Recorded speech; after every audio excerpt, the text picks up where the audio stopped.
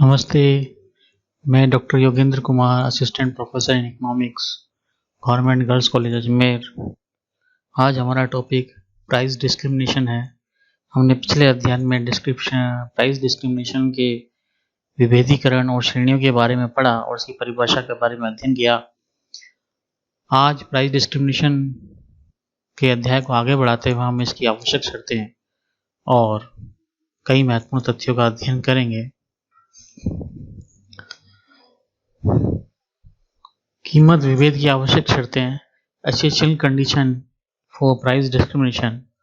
Price discrimination के लिए कौन सी महत्वपूर्ण तथ्य हैं, शर्तें हैं जिनके होने पर ही कीमत विभेद पाया होगा। कीमत विभेद तभी संभव हो सकता है जब बाजार में निम्नलिखित शर्तें पूरी हो। उसकी क्या कंडीशंस हैं, क्या शर्तें हैं? एकाधिकारी शक्ति का अस्तित्व, एक्सिस्टेंस ऑफ मोनोपोली पावर। कीमत विभेद की पहली शर्त यह है कि विक्रेता एकाधिकारी होना चाहिए। यदि वो एकाधिकारी नहीं है तो वो कीमत में विभेद नहीं कर पाएगा, उसे समान कीमत ही रखनी या कंपटीशन रखना पड़ेगा। तो एकाधिकारी होगा तभी वो अपनी एक वस्तु के अलग जगह पर दूसरा अलग मूल्य रखेगा और एक दूसरी जगह दूसरा मूल्य, अर्थात उसके पास एकाधिकार की शक्ति होनी चाहिए। एकाधिकारी शक्ति के अभाव में विक्रेता कुछ विक्रेताओं से दूसरों की तुलना में अधिक कीमत नहीं ले सकता। पूर्ण प्रतियोगिता फर्म में समरूप उत्पाद, पूर्ण प्रतियोगिता जो फर्म होती है उसमें समरूप उत्पाद होते हैं, विभिन्न कीमतें नहीं ले पाती है क्योंकि पूर्ण प्रतियोगिता के अनुसार बाजार में एक ही कीमत प्रचलित होती है। सेकंड कंडीशन जो है सेपरेट मार्केट्स, यानी पृथक बाजार होना चाहिए। कीमत विभेद के लिए आवश्यक है कि वस्तु के 2 या 3 बाजार होने चाहिए जिन्हें एक दूसरे से पृथक किया जा सकता हो तथा एकाधिकारी उन्हें पृथक रख सकता हो।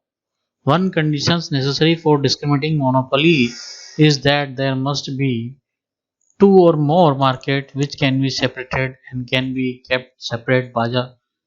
बाजारों के भौगोलिक दृष्टि से ब्रांड के द्वारा या समय के द्वारा पृथक रखा जा सकता है। व्यक्तिगत सेवाएं प्रदान करने वाले लोग जैसे डॉक्टर, वकील आदि एक समान सेवा के लिए विभिन्न कीमत ले सकते हैं। तो कुल मिला के बात यह है कि जिन्हें आप एक दूसरे से पृथक कर सको, जिन बाजारों को, उन्हीं के अंतर्गत कीमत विभेद हो सकता है। थर्ड पॉइंट जो है वो मांग की लोच में अंतर। मांग की लोच को हमने पहले पढ़ा अच्छी तरह, तो मांग की लोच का ध्यान आपको होना चाहिए। Difference in the elasticity of demand. कीमत विभेद उस समय संभव होगा जब बाजारों में पाई जाने वाली मांग की लोच विभिन्न होगी, क्योंकि मांग की लोच अलग अलग होने पर ही आप कीमत अलग अलग निर्धारित करोगे और उसे बेचने में सफल भी होगे यदि एक अधिकार है तो। यदि ऐसा होता है तो एक अधिकारी बेरोजगार मांग वाले बाजार में अधिक कीमत निर्धारित करेगा, क्योंकि मांग बेरोजगार है। बेरोजगार का मतलब ये हो गया कीमत में बहुत अधिक परिवर्तन होने पर मांग में बहुत कम परिवर्तन होता है, तो यानी कीमत बहुत अधिक बढ़ा दी जाएगी तो भी मांग काफी कम ज्यादा कम नहीं होगी। तो ऐसी स्थिति में वो अधिक कीमत रख सकता है और अधिक रोजगार मांग वाले बाजार में कम कीमत निर्धारित करेगा। ऐसा करने से वे अपनी कुल आय को बढ़ा सकता है क्योंकि मांग में परिवर्तन का कोई डर नहीं होगा। यदि भिन्न भिन्न बाजारों में मांग की लोच एक जैसी हो तो कीमत विभेद करना संभव नहीं हो सकेगा। यदि एक जैसी मांग की लोच है तो कीमत विभेद नहीं कर पाएंगे क्योंकि एक ही प्रकार की कीमत रखनी पड़ेगी। पुनर्विक्रय संभावना का अभाव, नो पॉसिबिलिटी ऑफ रीसेल, ये भी एक महत्वपूर्ण शर्त बनती है। कीमत विभेद के अस्तित्व के लिए यह आवश्यक है कि उस वस्तु या सेवा का प्रारंभिक क्रेता उसकी पुनर्विक्री नहीं कर सके, क्योंकि यदि पुनर्विक्री हो जाएगी तो वो कीमतों में विभेद नहीं कर पाएगा। ऐसा तभी हो सकता है जब एक और तो वस्तु की इकाई सस्ते बाजार से महंगे बाजार में हस्तांतरित ना हो तथा दूसरी ओर क्रेता महंगे बाजार से सस्ते बाजार में नहीं जा सके। मतलब यदि उपभोक्ता महंगे बाजार से सस्ते बाजार में चला जाएगा तो वो सफल नहीं हो पाएगा अलग अलग कीमतें रखने में, तो वो जहां कीमत कम मिलेगी उस ओर अग्रसर हो जाएगा एक उपभोक्ता। अर्थात वस्तु की इकाई को सस्ते बाजार में महंगे बाजार में हस्तांतरित नहीं होना चाहिए। यदि ऐसा हुआ तो वस्तु की कीमत के बाजार में खरीदी जाएगी और ऊंची कीमत के बाजार में पुनः बेच दी जाएगी। इससे वे कीमत का अंतर समाप्त हो जाएगा जिसे एकाधिकारी बनाए रखना चाहता है। इसलिए कीमत विभेद के लिए आवश्यक हो जाता है कि कम कीमत वाले बाजार से अधिक कीमत वाले बाजार में वस्तु का हस्तांतरण नहीं होना चाहिए। प्रोफेसर लिप्सी के अनुसार है कीमत विभेद करने की योग्यता मुख्य शर्त यह है कि कम कीमत पर वस्तु प्राप्त करने वाला क्रेता उसकी पुनर्विक्री उस क्रेता को नहीं कर सकता जिससे वे वस्तु ऊंची कीमत में प्राप्त होती है। अब प्रश्न ये आता है कि कीमत विभेद कब लाभदायक होता है? When price discrimination is profitable, कि भाई उसको लाभ कब मिलेगा? हमने कीमत विभेद तो कर दी पर उनको लाभ कैसी स्थिति मिलेगा? तो कीमत विभेद के अंतर्गत एकाधिकारी उस समय लाभदायक होता है जब मांग की कीमत लोच एक बाजार से दूसरे बाजार में भिन्न हो। हमने ऊपर भी पढ़ा कि मांग की लोच जो है वो अलग अलग होनी चाहिए। बेलोचदार जो वस्तु होगी उसकी ऊंची कीमत रख सकते हैं, परंतु जो लोचदार वस्तु है उसकी कीमत कम रखनी पड़ती है। यदि दो बाजारों में मांग की कीमत लोच बराबर है तो एकाधिकारी को इन दोनों बाजार में कीमत विविधीकरण का कोई लाभ नहीं होगा। इसका कारण यह है कि जब दो बाजारों में कीमत लोच समान होती है तो इन दोनों में सीमांत आय भी समान होगी। जब सीमांत आय भी समान हो जाएगी, इसकी विपरीत दो बाजारों में मांग की कीमत लोच भिन्न भिन्न होती है तो इन दोनों वस्तु की सीमांत आय भी अलग अलग होगी, क्योंकि उनका जो प्राइस होता है वो अलग अलग डिसाइड होगा यदि लोच अलग अलग है। तो एक बाजार में सीमांत आय अधिक होगी तो दूसरे बाजार में कम होगी। इस अवस्था में वस्तु को कम सीमांत आय वाले बाजार से निकालकर अधिक सीमांत आय वाले बाजार की भिन्न कीमत पर बेचने में लाभ होगा। इस प्रकार दो बाजारों में वस्तु की मांग की कीमत लोच में अंतर होने से कीमत विभेदीकरण का लाभ हो सकता है। इसे हम एक सूत्र के माध्यम से स्पष्ट करते हैं, प्रयास करते हैं। हमें पता है कि मार्जिनल रेवेन्यू का सूत्र जो है सीमांत आएगा वो एवरेज रेवेन्यू ब्रैकेट ई मतलब इलास्टिसिटी ई माइनस 1/E। तो मान लीजिए ए और बी बाजार में एक अधिकारी कीमत समान था 10 रुपए, कीमत तो दोनों में समान है ए और बी में।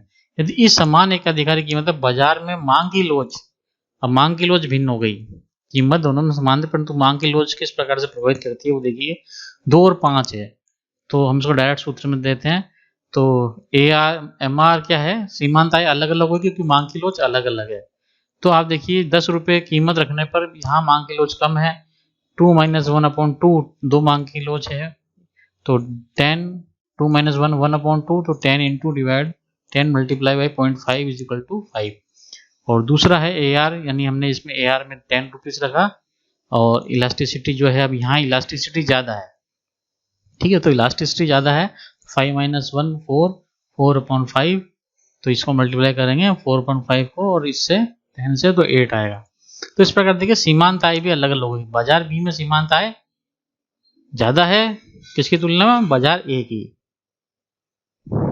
तो आपने देखा कि भाई 8 रुपए है यहाँ पर और जो नीचे है वो 5 रुपए है, तो दोनों में तुलना में आपने देखा एकाधिकारी क्या करेगा, बाजार ए से वस्तु को हटाकर, क्योंकि सीमांत आय कम है इधर तो यहाँ से हटाकर वो यहाँ बेचेगा क्योंकि मांग की लोच यहाँ ज़्यादा है।